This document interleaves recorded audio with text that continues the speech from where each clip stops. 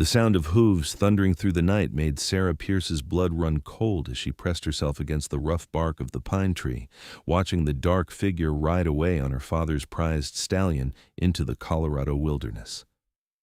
Sarah had been sleeping in the small room above her father's stable when the noise woke her, and now she stood in her nightdress and boots in the pre-dawn darkness of September 1878, her heart hammering so hard she thought it might burst through her ribs.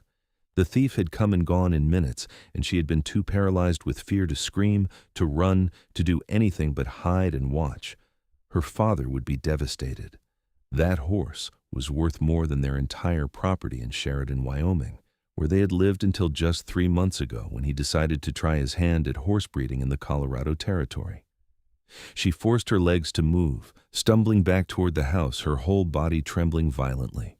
The September night air was cold against her skin, but the shaking came from somewhere deeper, somewhere she could not control. Her hands fumbled with the door handle, her fingers refusing to cooperate, and she sobbed with frustration before finally getting it open. "Papa!" she called out, her voice cracking. "Papa, someone took Thunder!" Her father emerged from his bedroom, pulling suspenders over his nightshirt, his gray hair standing in all directions. Jacob Pierce was a good man, but getting older, his 62 years showing in the slowness of his movements. "What? Sarah, what are you saying?" "A thief took Thunder," she managed, wrapping her arms around herself. "I saw him ride off toward the mountains, maybe 10 minutes ago." Her father's face went pale, and he grabbed his rifle from above the door. "Stay here. Lock the doors." "Papa, no, you cannot go alone," Sarah protested, but he was already pulling on his boots. "I have to try to track him. That horse is our future, Sarah. Without him, we have nothing to breed, nothing to sell." He touched her cheek briefly. "I will be back soon." But Sarah knew her father was no tracker, no fighter.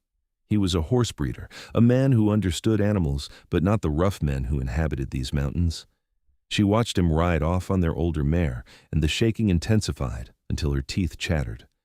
She should have screamed when she saw the thief. She should have fired the rifle she kept by her bed. She should have done something other than hide like a coward. The guilt and fear mixed together until she could barely breathe, and she sank onto the porch steps, pulling her knees to her chest. The sun began to rise, painting the sky in shades of pink and gold, but Sarah barely noticed. She was still shaking, still wrapped in her own arms, when she heard different hoofbeats approaching. These were steady, purposeful, and accompanied by 2 horses instead of 1. Sarah's head snapped up, and she saw a man riding toward the property, leading Thunder behind him. Her father's stolen stallion, being led by a stranger who sat astride a massive gray horse, like he'd been born in the saddle. Even from a distance, she could see this man was built differently than anyone she had encountered, broader across the shoulders, with long dark hair that fell past his collar. She scrambled to her feet, her legs still unsteady, and grabbed the rifle her father had left by the door. Her hands shook so badly she nearly dropped it twice. The man raised one hand slowly, palm out. "Easy there, miss. I'm bringing your horse back, not stealing him." His voice was deep and calm, the kind of voice that carried authority without shouting. As he drew closer, Sarah could see him more clearly in the growing light. He was probably in his late 20s, with a thick beard and eyes that seemed to miss nothing. His arms were corded with muscle visible even through his worn shirt, and his leather vest stretched across a chest that looked solid as the mountains behind him. "Where is my father?" Sarah demanded, trying to keep her voice steady. "Where is Jacob Pierce?" "Met him about 5 miles up the trail," the man said, stopping a respectful distance away. "Told him I had the horse and he should head back. He was not equipped for mountain tracking." There was no judgment in his tone, just stating fact. "Who are you? How did you get Thunder back?" "Name is Benjamin Parker. I live up in those mountains." He gestured behind him with his chin. "Heard the commotion, tracked the thief to a canyon where he was trying to sell the horse to some other fellows. They scattered when they saw me coming." "You just scared them off?" Sarah asked, lowering the rifle slightly but still keeping it pointed in his general direction. "I have a certain reputation in these parts," Benjamin said simply. "Most thieves know better than to argue with me. The man who took your horse was a drifter named Collins. Been causing trouble from here to Denver. He will not be back." Sarah wanted to ask more questions, but a fresh wave of shaking overtook her, and the rifle slipped from her grasp, clattering onto the porch. She tried to bend to pick it up, but her knees buckled. Benjamin was off his horse in an instant, moving with surprising speed for someone so large. He caught her elbow before she fell, his hand steady and warm.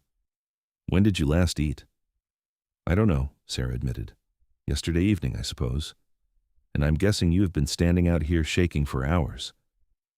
It was not a question. He guided her to sit on the porch step, then walked over to his horse and retrieved a canteen and some jerky from his saddlebag. "Drink this." Sarah took the canteen with trembling hands, spilling water down her chin. Benjamin sat down on the step beside her, not too close but near enough that she could feel his solid presence. He did not try to take the canteen from her or help her drink, just waited patiently while she managed a few sips. "I saw him take the horse," Sarah said suddenly, the words tumbling out. "I was in my room above the stable, and I heard the noise, and I looked out the window and saw him leading Thunder away. And I just froze. I did not scream. I did not shoot. I just hid like a coward." "You hid like someone with sense," Benjamin corrected quietly. "A man desperate enough to steal a horse like that would not have hesitated to hurt you if you got in his way." "But I should have done something," Sarah insisted, and she realized tears were streaming down her face. "That horse is everything to my father, and I just let him be stolen." Benjamin was quiet for a moment, then he spoke in that same calm voice. "You did the right thing staying alive. Horses can be recovered, people cannot." Sarah tried to drink more water, but her hands were shaking too badly. This time, Benjamin did take the canteen, but only to cap it and set it aside. He did not touch her again, just sat there like a mountain himself, unmovable and steady. "This shaking will pass," he said. "I've seen it before. You had a scare, and your body is working through it. Just breathe." "I cannot stop," Sarah said, frustrated with herself, with her weakness. "You will," Benjamin assured her. "Takes time, that is all." They sat in silence as the sun climbed higher, and gradually Sarah's breathing began to even out. Benjamin did not fidget, or check the sky, or act like he had anywhere else to be. He just sat with her, a solid presence on her right side, his forearms resting on his knees, his hands relaxed. Sarah studied him from the corner of her eye. His hands were scarred and calloused, the hands of someone who worked hard and lived hard. His profile was strong, his nose slightly crooked like it had been broken once or twice. Everything about him spoke of capability and strength, but he sat with her as gently as if she were a skittish horse he was trying not to spook. "How long have you lived in the mountains?" Sarah asked finally, needing to fill the silence with something other than her own ragged breathing. 7 years now," Benjamin said. "Came out here after the war ended. Found I did not much care for civilized living anymore." "The war," Sarah repeated softly. She would have been a child during those years, but she remembered the aftermath. The men who came back changed. "You fought?" "I did," Benjamin said simply, offering nothing more. Sarah wanted to ask more, but sensed that was not a door he was inclined to open. "What do you do up there, in the mountains?" "Hunt, trap, guide folks through the passes sometimes. Trade furs and meat in town when I need supplies." He glanced at her. "Live quiet mostly." "Until horse thieves disturb your peace," Sarah said, and she realized her hands had steadied enough to pick up the piece of jerky he had offered. She took a small bite, the salty meat helping to settle her stomach. "That too," Benjamin agreed, and she caught the hint of a smile beneath his beard. They heard hoofbeats again, and Sarah's father came into view, riding hard. He practically fell off his horse in his haste to reach them. "Sarah, Mr. Parker told me he would bring Thunder back, but I had to see for myself. Are you all right?" "I'm fine, Papa," Sarah said, standing on legs that were finally steady beneath her. "Mr. Parker brought Thunder home safe." Jacob turned to Benjamin, who had also risen. "I cannot thank you enough, sir. That horse means everything to our operation here. Please name your price for the reward." "No reward necessary," Benjamin said, moving to untie Thunder from where he had secured him. "Just doing what needed doing." "I insist," Jacob said. "At least let me give you something. Let me cook you breakfast." Benjamin hesitated, and Sarah saw his eyes flick to her face, assessing. "Breakfast would be welcome," he said finally. "Thank you." Sarah realized she looked a sight in her nightdress and boots, her hair loose down her back, her face probably splotchy from crying. "I should change," she said quickly, and hurried inside before either man could respond. In her small room, she splashed cold water on her face and changed into a simple brown dress, braiding her long blonde hair and pinning it up. Her hands still trembled slightly, but nothing like before. She caught a reflection in the small mirror above her wash basin and saw that her green eyes were red-rimmed but clear. She was 20 years old, not a child, and she needed to stop acting like one. By the time she came back down, her father had put Thunder in the stable and was in the kitchen frying eggs and bacon. Benjamin stood near the door, looking somewhat out of place in the small house, too large and rough for the domesticated space. "Please sit," Sarah said, gesturing to the table. "You have been more than kind to us." Benjamin lowered himself into a chair, and Sarah noticed how he kept his back to the wall and his eyes on the door. Old habits from the war, she guessed, or from living alone in dangerous country. She poured coffee for all of them, and her father served up plates of food. "So, you live up in the high country," Jacob said, sitting down. "Must be lonely up there." "I prefer it," Benjamin said simply, eating with good manners despite his rough appearance. "No family," Jacob pressed, and Sarah shot him a look. Her father had been trying to find her a suitable husband since her mother died 2 years ago, and she recognized that tone.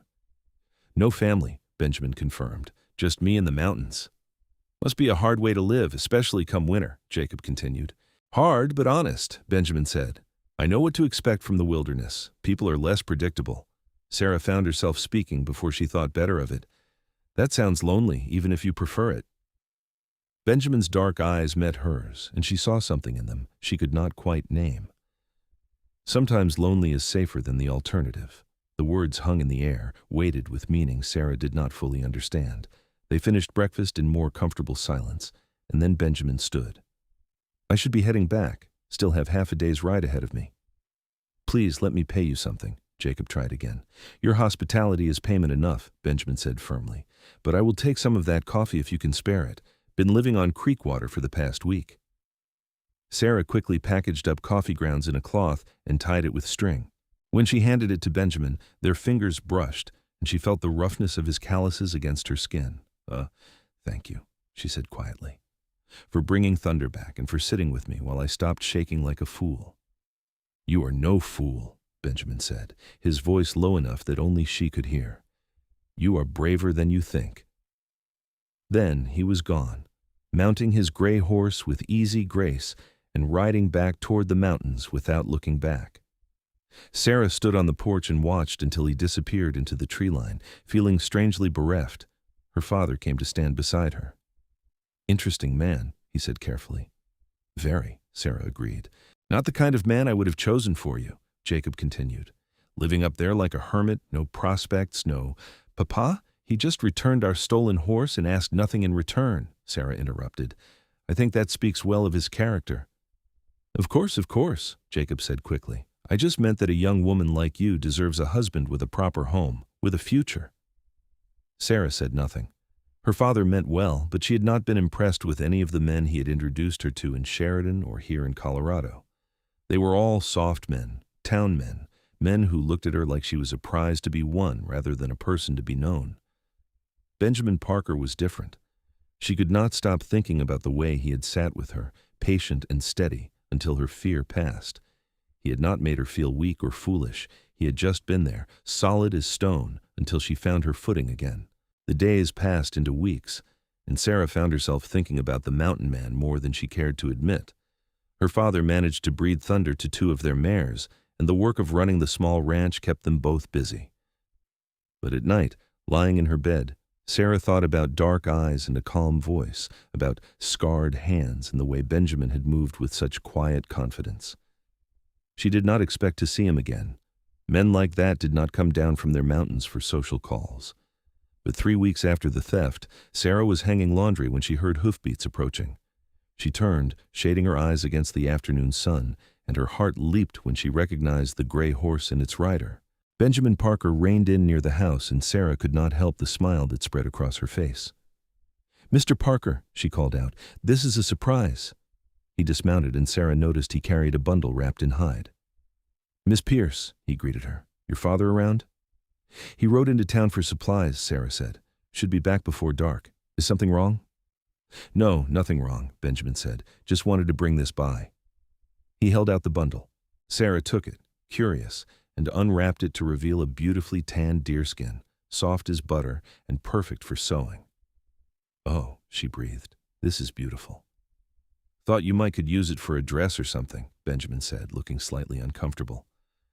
Saw it was a good hide when I tanned it, and I remembered you only having a couple of dresses when I was here before. Sarah looked up at him, touched beyond words. You did not have to do this. I know, Benjamin said simply. Wanted to. They stood there in the afternoon sunlight, Sarah holding the deerskin and Benjamin shifting his weight slightly. Would you like some water? Sarah asked. Or coffee? I could make fresh. Water would be fine, Benjamin said. Sarah led him to the porch and went inside to get a pitcher and cups. Her hands shook slightly as she poured, but this time it was not from fear. She brought everything outside and found Benjamin sitting on the top step, right where he had sat before. How have you been? Sarah asked, sitting down beside him, leaving a respectable distance between them. Good, Benjamin said. Been tracking some elk, drying meat for winter. It must take a lot to prepare for the cold up there, Sarah said. Does, Benjamin agreed. But I like the work. Keeps me busy, keeps me purposeful. Sarah wanted to ask him more, wanted to know everything about him, but she sensed he was not a man who opened up easily. Papa has been breeding thunder, she said instead. 2 mares are confirmed with foal now. Because of you bringing him back, our whole business will survive. That is good, Benjamin said, and he seemed genuinely pleased. They sat in comfortable silence, drinking water and watching the mountains in the distance. Sarah marveled at how easy it was to be quiet with him, how she did not feel pressured to fill every moment with chatter. Can I ask you something? Sarah said finally. You can ask, Benjamin said. Cannot promise I will answer. Fair enough, Sarah smiled. Why did you really come down here today? You could have traded that deerskin in town for good money. Benjamin was quiet for a long moment, staring out at the horizon. I wanted to see that you were all right, he said finally. That day with the shaking and the fear, I have seen it before. Sometimes it does not go away as easy as it seems. Wanted to make sure you were not still carrying it. Sarah felt something warm unfold in her chest. That's very kind of you. Not kind, Benjamin said. Just right.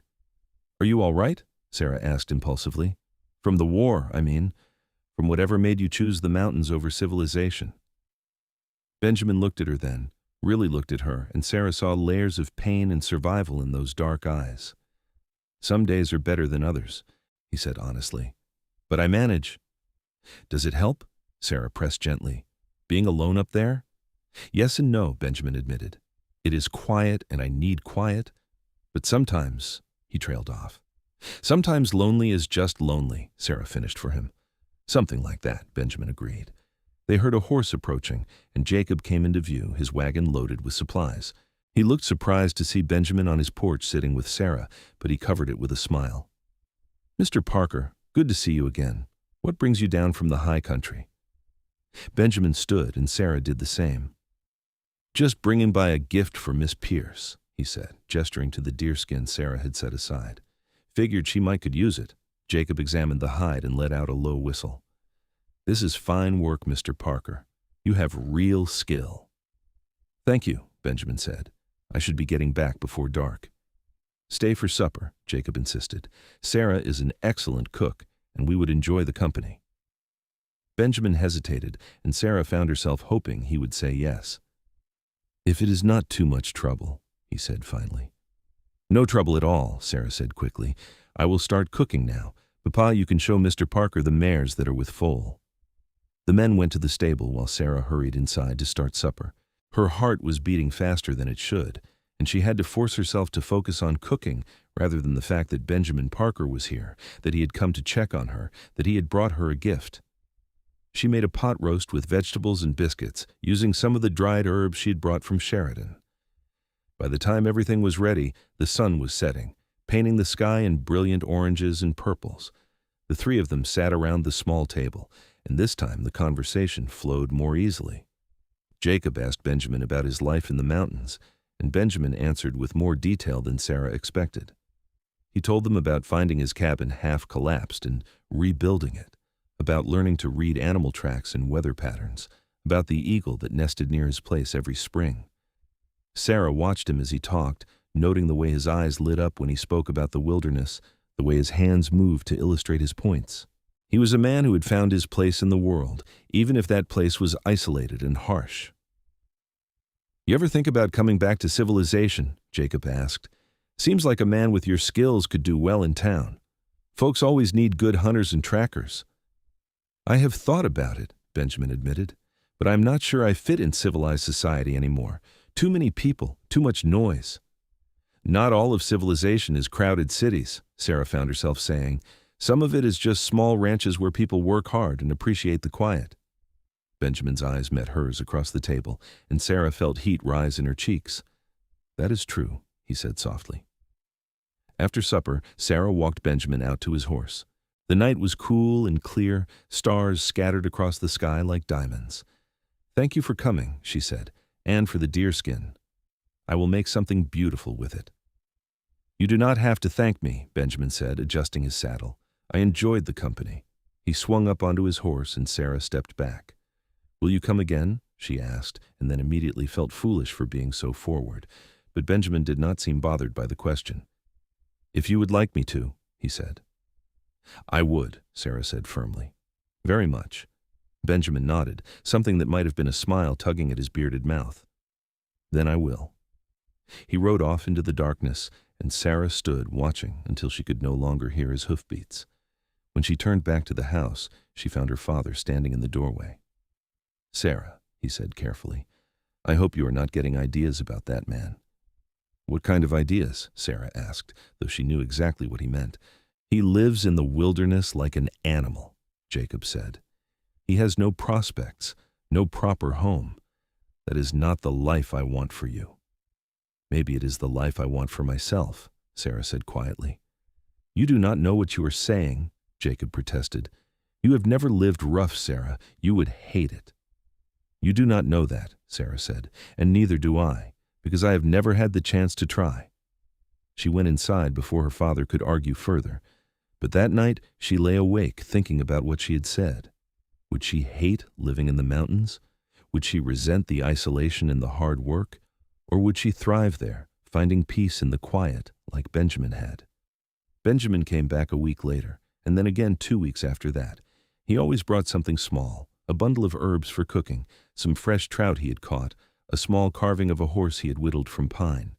He never stayed long, just an hour or two, but Sarah treasured every moment. They would sit on the porch and talk, or walk around the property while Sarah showed him the work they were doing. Benjamin was easy to talk to once he opened up, and Sarah found herself sharing things with him she had never told anyone. About her mother's death and how lost she had felt, about her fear that she would never find where she belonged in the world, about her dreams of something more than just being someone's wife. "You should have more than that," Benjamin said one afternoon as they sat by the creek that ran through the property. "You should have a partner, not a master." "Most men do not see it that way," Sarah said, trailing her fingers in the cold water. "Then most men are fools," Benjamin said simply. Sarah looked at him, at this strong, capable man who had survived war and wilderness, and somehow still had gentleness in him. "What do you see when you look at me?" she asked. Benjamin was quiet for a moment, his eyes serious. "I see strength," he said finally. "I see someone who hid when a horse thief came because she was smart enough to know she was outmatched, but who had the courage to admit she was scared. I see someone who left everything she knew to follow her father to a new place because she loved him. I see someone who is still figuring out who she is, and that takes bravery too." Sarah felt tears prick her eyes. No one had ever described her that way before. "Thank you," she whispered. Benjamin reached over and gently brushed a tear from her cheek with his thumb, the first time he had really touched her since that morning after the theft. "You do not need to thank me for telling the truth."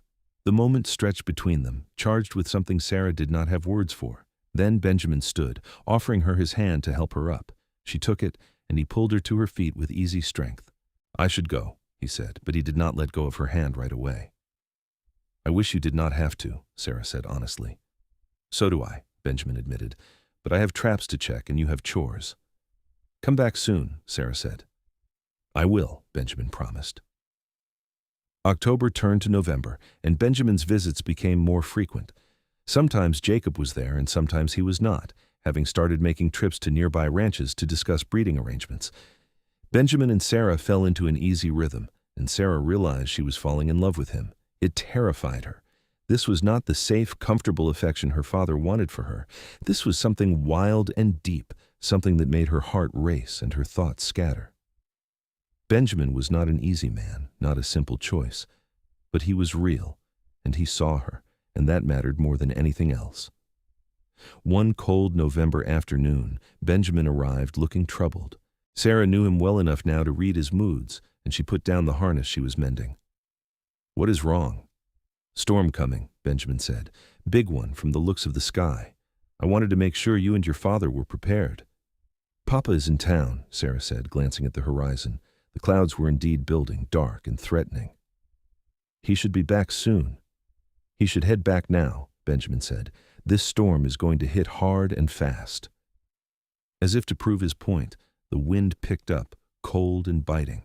Sarah shivered, pulling her shawl tighter. "Should I ride out to meet him?" "No," Benjamin said firmly. "Too dangerous. He knows this country well enough to find shelter if he needs to. You need to get the animals secured and get inside." They worked quickly, Sarah bringing in extra firewood while Benjamin made sure the stable was secure and the animals had food and water. Thunder sensed the coming storm and stamped nervously, but Benjamin spoke to him in that calm voice, running a hand down the stallion's neck until he settled. By the time they finished, the first snowflakes were falling, thick and fast. Sarah looked toward the road, but there was no sign of her father. "He will be all right," Benjamin said, though he looked concerned. "Jacob is a smart man. He will wait out the storm in town." "What about you?" Sarah asked. "You cannot ride back up the mountain in this." Benjamin looked at the rapidly accumulating snow and nodded slowly. "Looks like I will be staying in your barn tonight, if you do not mind." "Do not be ridiculous," Sarah said. "You will stay in the house. We have a spare room."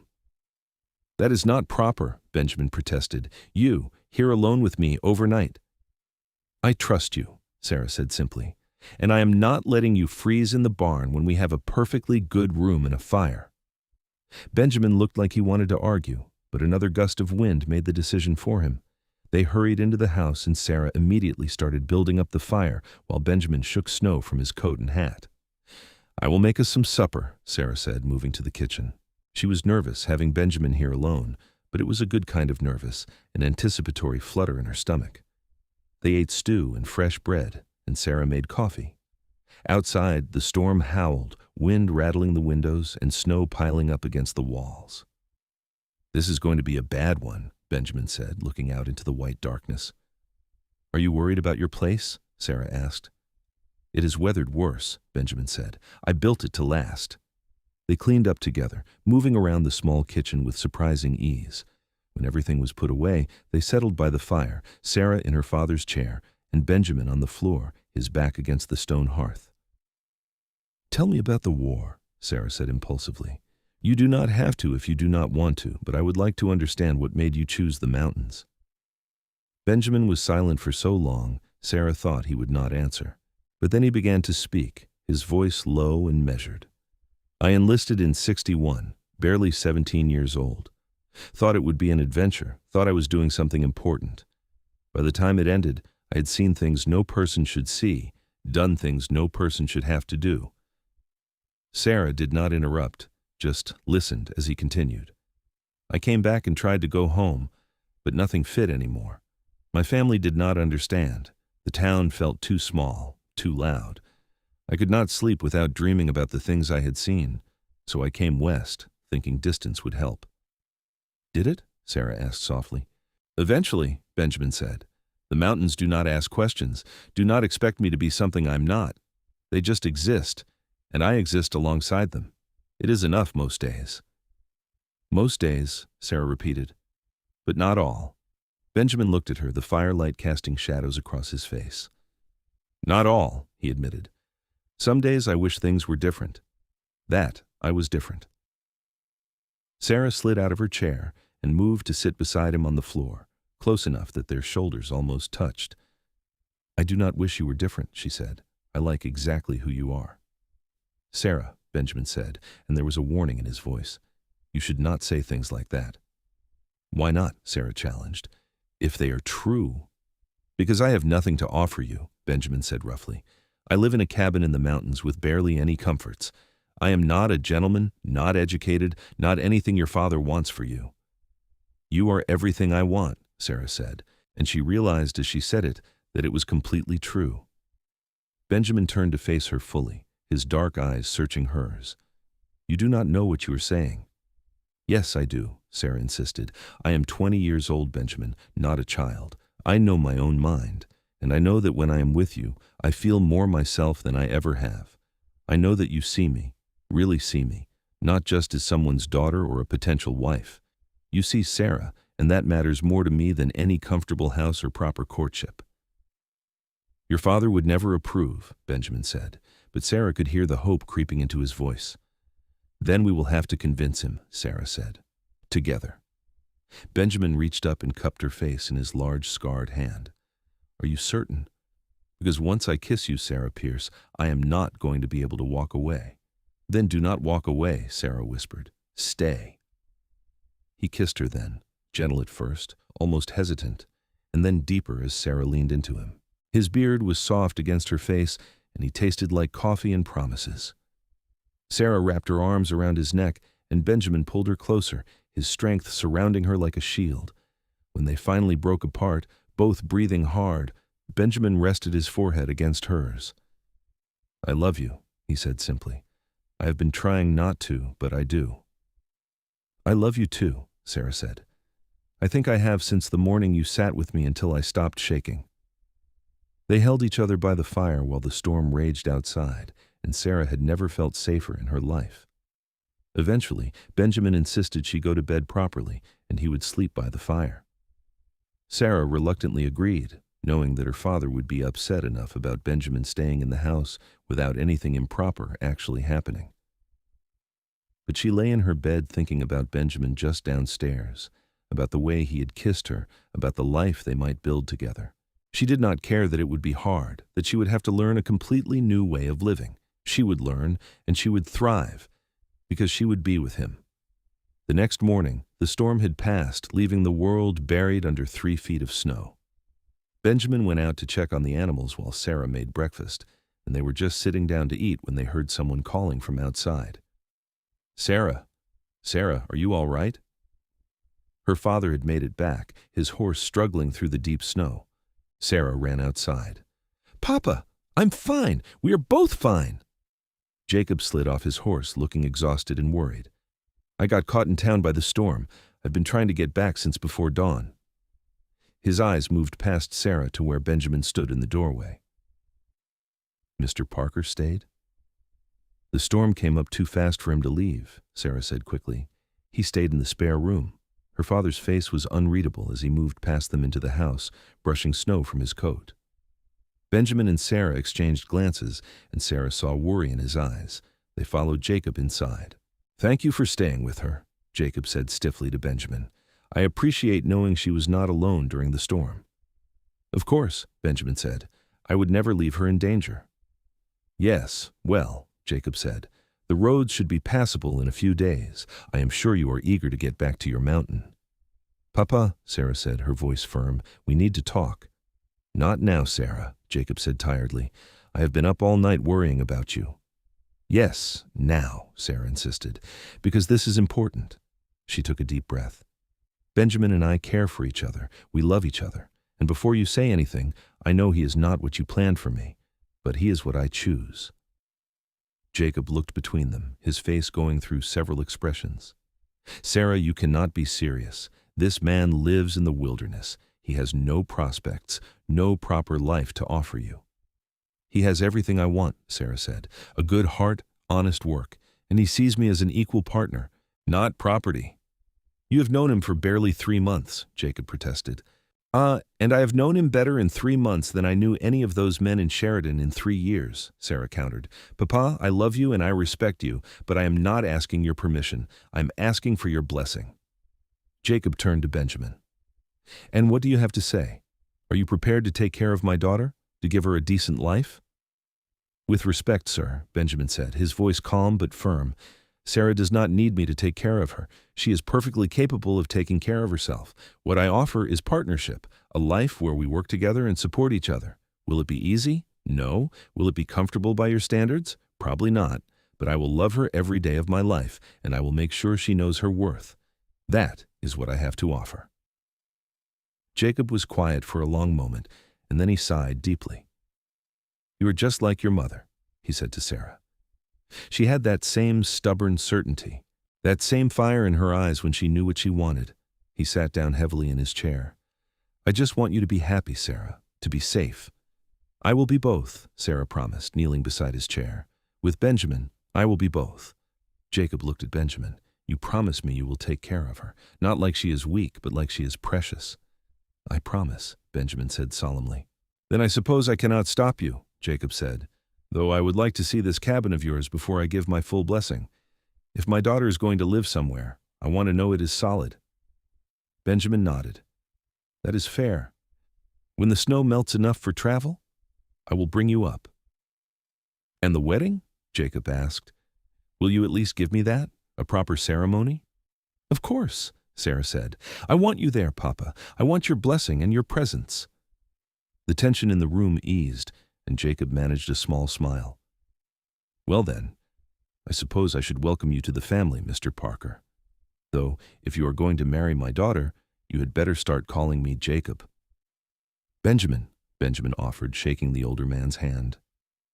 They spent the rest of the day working together to dig out from the storm, the three of them moving with growing ease around each other. Sarah watched her father and Benjamin work side by side, and she felt a deep contentment settle over her. This was right. This was what she wanted. Benjamin stayed 2 more days until the roads were clear enough for travel. Before he left, he pulled Sarah aside. "I will come back in 2 weeks," he said. "I need to prepare my place for you, make sure everything is ready." "I do not need anything fancy," Sarah said. "Just you." "I know," Benjamin said, "but I want you to be comfortable, and I need to stock up supplies for winter, make sure we have everything we need." He hesitated. "Are you certain about this, Sarah? Really certain? Because life up there is hard, especially in winter. We will be snowed in for months, just the 2 of us." "I am certain," Sarah said. "I've never been more certain of anything." Benjamin kissed her forehead. "Then I will see you in 2 weeks. Start thinking about what you want to bring with you." After he left, Sarah and her father began planning.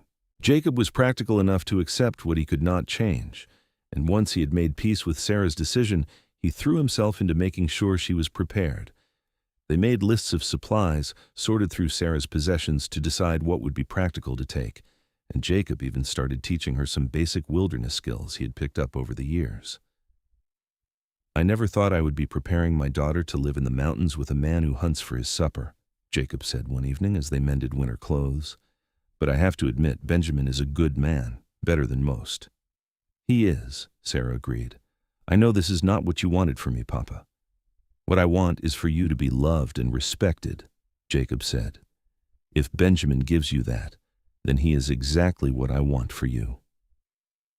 True to his word, Benjamin returned 2 weeks later, and this time he stayed. The wedding was small, held in the tiny church in the nearest town, with Jacob and a few local ranchers as witnesses. Sarah wore a simple white dress she had sewn herself, and Benjamin wore clean buckskins and a new shirt he had clearly bought just for the occasion. When the minister pronounced them husband and wife, Benjamin kissed her with a gentleness that made Sarah's heart swell. She was Sarah Parker now, and the name felt right, like it had always been meant to be hers. They spent their wedding night in the spare room at her father's ranch, and Benjamin was patient and tender, making sure Sarah felt safe and cherished. Afterward, lying in his arms, Sarah felt a completeness she had not known she was missing. "Are you ready to see your new home?" Benjamin asked the next morning as they prepared to leave. "I am ready," Sarah said. The journey up into the mountains took most of the day. They rode together, Sarah on Thunder while Benjamin led his gray horse, which carried supplies. Her father had insisted on giving them Thunder as a wedding gift, along with enough supplies to see them through the winter. The higher they climbed, the more beautiful the landscape became.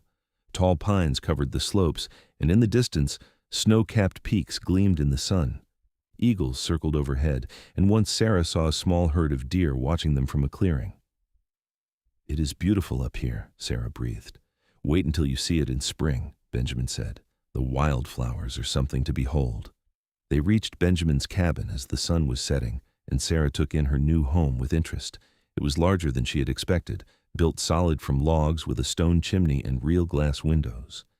The cabin sat in a small clearing surrounded by pines, with a creek running nearby and a view of the mountains that took her breath away. Inside, the cabin was simple but well made. One large main room with a fireplace, a kitchen area, a table and chairs Benjamin had clearly built himself. A door led to a bedroom, and Sarah saw that Benjamin had added a new bed, larger than the narrow cot he probably used to have. "You have been working," Sarah said, noting the fresh wood shavings on the floor, the new shelves on the walls. "I wanted it to be ready for you," Benjamin said, looking almost shy. "I know it is not much compared to what you are used to." "It is perfect," Sarah said honestly. "It is ours." They settled into their new life with surprising ease. Benjamin taught Sarah how to read animal tracks, how to tan hides properly, how to fish in the cold mountain streams.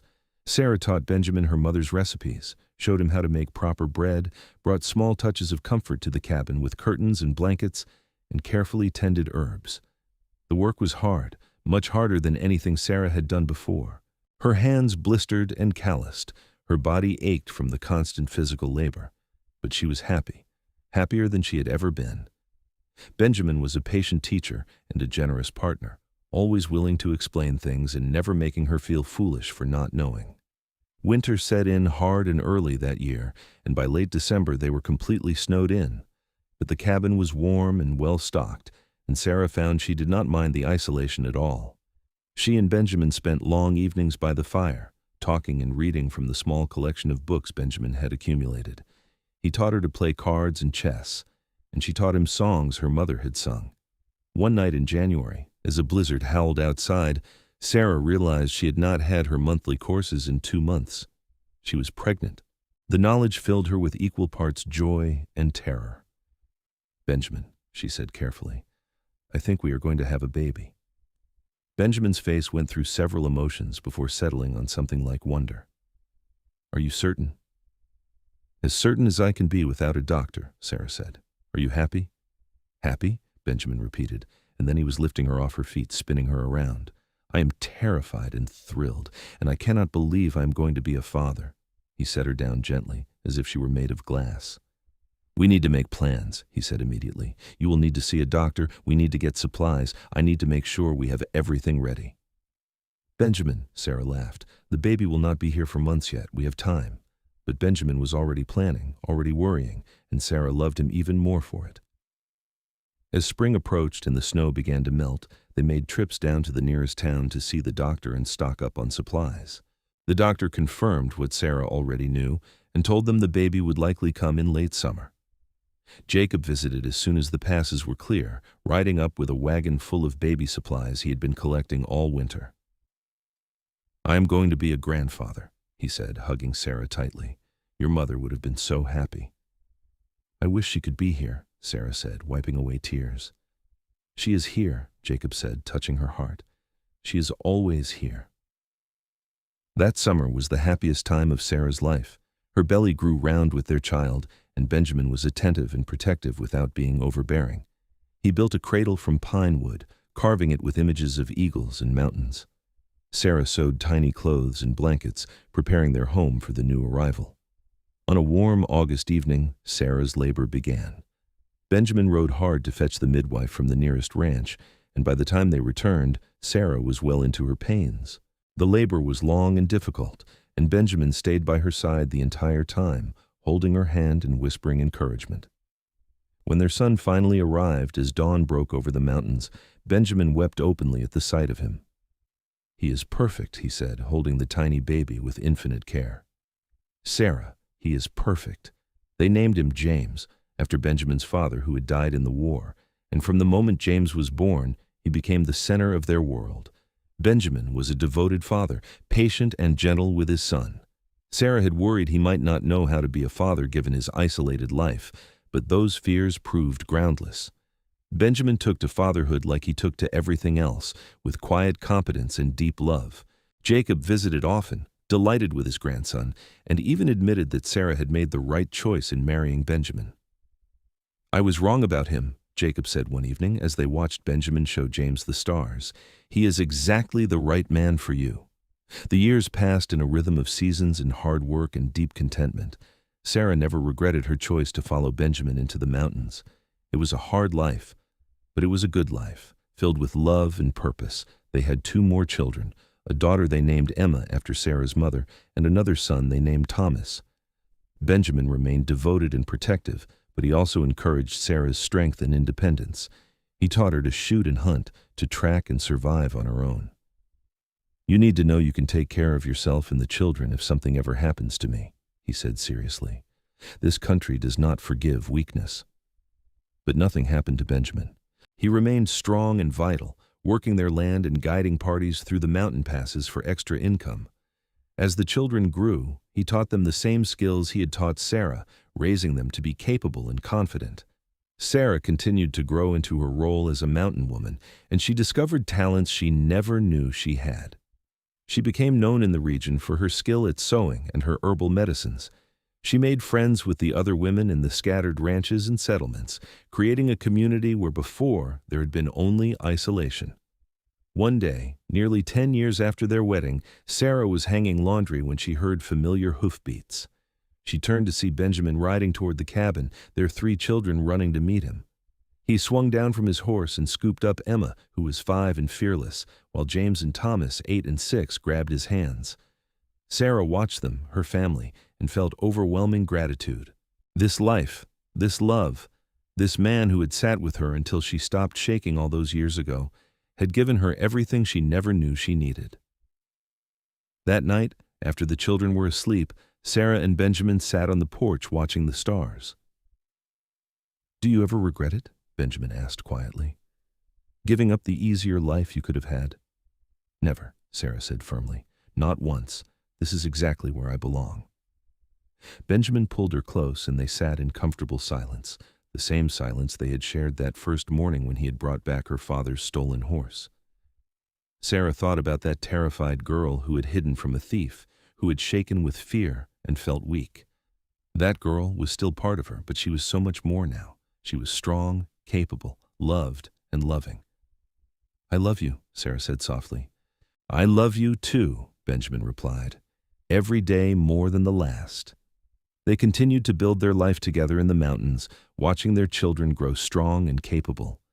James showed his father's talent for tracking and hunting, Emma had her mother's fierce spirit and quick mind, and Thomas inherited both parents' gentleness and strength.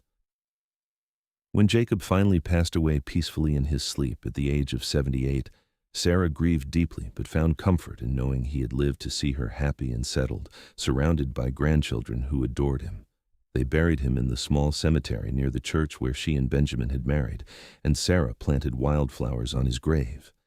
The years continued to unfold in a tapestry of seasons, hardships overcome together, and joys shared. Benjamin's beard grew more gray, and Sarah's blonde hair gained silver threads, but their love remained constant and deep. They had built something lasting together, not just a home, but a partnership that weathered every storm. As their children grew and started families of their own, Sarah and Benjamin found themselves alone again in their mountain cabin, and it felt right, like they had come full circle. They were older now, slower, but no less devoted to each other. One spring morning, nearly 30 years after they first met, Sarah woke to find Benjamin already up, sitting on the porch with his coffee. She joined him, bringing her own cup, and they watched the sun rise over the mountains they had called home for so long. "Do you remember the day we met?" Benjamin asked. "When I brought Thunder back?" "I remember every detail," Sarah said. "I remember being so scared I could not stop shaking. And I remember you sitting with me, steady as a mountain, until the fear passed." "Best thing I ever did," Benjamin said. "Sitting with you that morning. Changed my whole life." "Changed mine too," Sarah agreed. "I was so lost back then, trying to figure out who I was and where I belonged. And then you showed me?" "You showed yourself," Benjamin corrected gently. "I just gave you the space to find it." Sarah leaned her head on his shoulder, and they watched the eagles circling overhead. Their children visited often, bringing grandchildren who filled the cabin with noise and laughter. James had become a respected guide like his father. Emma ran a successful trading post in town with her husband, and Thomas had followed his grandfather's path into horse breeding. The legacy they had built was not just in their children, but in the life they had created together, proof that love could thrive even in the harshest conditions, that partnership and respect could overcome any obstacle. As the sun climbed higher, painting the mountains in shades of gold and pink, Sarah thought about that terrified girl who had watched a horse thief ride away into the darkness. She thought about the mountain man who had sat with her until she stopped shaking, who had seen strength in her fear and possibility in her uncertainty. She thought about all the years between then and now, all the moments of joy and struggle, all the times they had faced hardship together and come through stronger. And she knew with absolute certainty that she would not change a single moment of it. "What are you thinking about?" Benjamin asked, noting her thoughtful expression. "Everything," Sarah said simply. "Our whole life together. How grateful I am for all of it." "Even the hard parts?" Benjamin asked. "Especially the hard parts," Sarah said, "because we faced them together." Benjamin kissed the top of her head. "Here is to many more years of facing things together."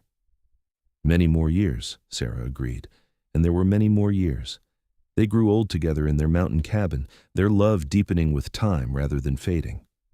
When Benjamin's back began to ache from old war wounds, Sarah learned to ease his pain with her herbal remedies and gentle hands. When Sarah's eyes began to fail, Benjamin read to her every evening by the fireplace, his deep voice bringing stories to life. They never stopped working, never stopped being partners in every sense of the word. They simply adapted, adjusting their rhythm to accommodate the changes that age brought, always supporting each other, always loving each other. On their 40th wedding anniversary, surrounded by their children, grandchildren, and even a few great-grandchildren, Benjamin stood and raised his cup. "To Sarah," he said, his voice still strong despite his years, "who was brave enough to choose a hard life with a mountain man over an easy life with someone else. Who has been my partner, my love, and my best friend for 40 years. Every day with you has been a gift." Sarah stood beside him, tears streaming down her wrinkled face. "To Benjamin," she said, "who sat with me until I stopped shaking and who has been sitting with me ever since, who showed me what real love looks like, what real partnership means. You are everything I ever needed and more than I ever hoped for." They kissed while their family cheered, and Sarah felt the same flutter in her stomach she had felt the first time he kissed her all those years ago. Love, she had learned, did not fade with time when it was built on the right foundation. It only grew deeper, richer, more precious. As the celebration continued around them, Sarah looked at Benjamin and saw both the young man who had ridden into her life with her father's stolen horse and the old man he had become. She saw every version of him that had existed between those 2 points, every moment they had shared, every challenge they had overcome. "What are you thinking now?" Benjamin asked, smiling at her. "That I would do it all again," Sarah said. "Every moment, every hardship, every joy. I would choose you every single time." "Good," Benjamin said, pulling her close, "because I would choose you too, every single time." They danced together as the sun set over the mountains, moving slowly to music only they could hear, surrounded by the family they had created and the love they had built. The little cabin that had once housed just one lonely mountain man now overflowed with life and laughter, testament to what 2 people could create when they chose partnership over convention, love over ease, and each other over everything else. Sarah looked around at her family, at the life she had built, at the man who still held her like she was precious after 40 years of marriage. She thought about the scared girl who had frozen when faced with danger, who had shaken with fear and felt weak. That girl had grown into a woman who could face anything, who had raised children in the wilderness, who had built a legacy of love and strength, and it had all started with a mountain man who caught a horse thief and then sat with her until she stopped shaking, who had seen past her fear to the strength beneath, who had offered partnership instead of protection, who had loved her exactly as she was while helping her become even more than she thought possible. As night fell and their family gradually dispersed to their own homes, Sarah and Benjamin found themselves alone on their porch once more, just as they had been so many times over the years.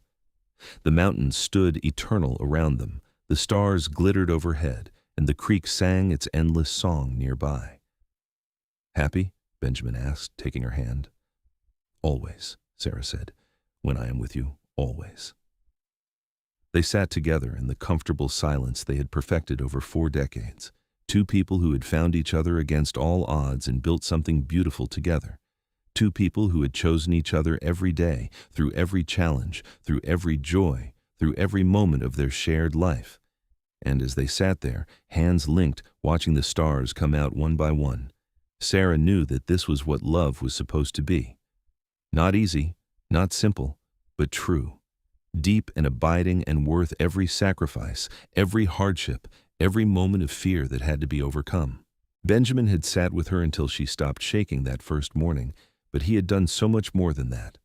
He had stood beside her for a lifetime, had built a life with her in these wild mountains, had given her children and grandchildren and a legacy of love that would continue long after they were gone.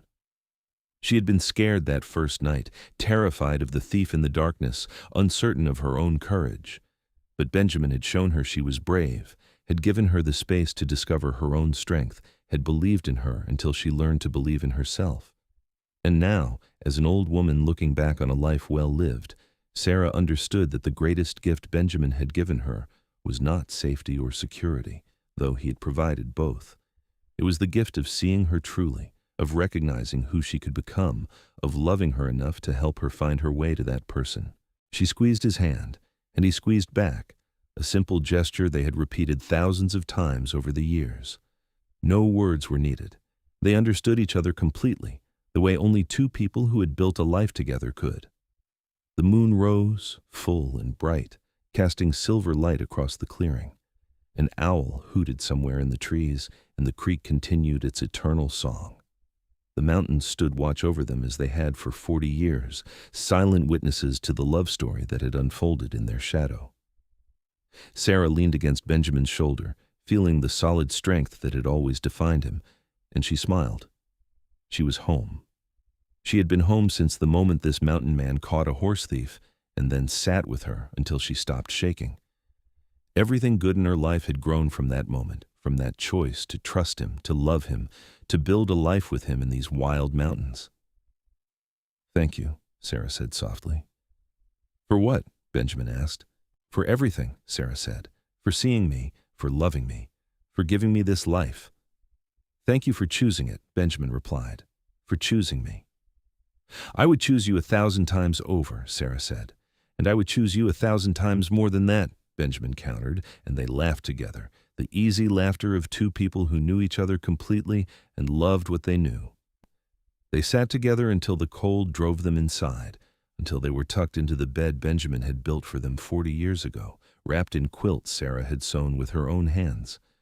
And as they drifted off to sleep in each other's arms, Sarah felt the same contentment she had felt every night for 40 years. She had found where she belonged, not just in these mountains, not just in this cabin, but in the arms of the man who had caught a horse thief and then sat with her until she stopped shaking. The man who had become her husband, her partner, her best friend, and the love of her life. And that, Sarah thought as sleep claimed her, was the greatest adventure of all. Not the Wild West, not the mountain wilderness, but love. True, deep, abiding love that lasted a lifetime and beyond. Love that was worth every sacrifice, every hardship, every moment of fear overcome. Love that built legacies and changed lives and proved that sometimes the best things in life came from the choices that scared you most. She had been scared that first morning, shaking with fear and uncertainty. But Benjamin had sat with her until she stopped shaking, and then he had stood beside her for the rest of her life. And that made all the difference. That made everything worthwhile. That made her life complete.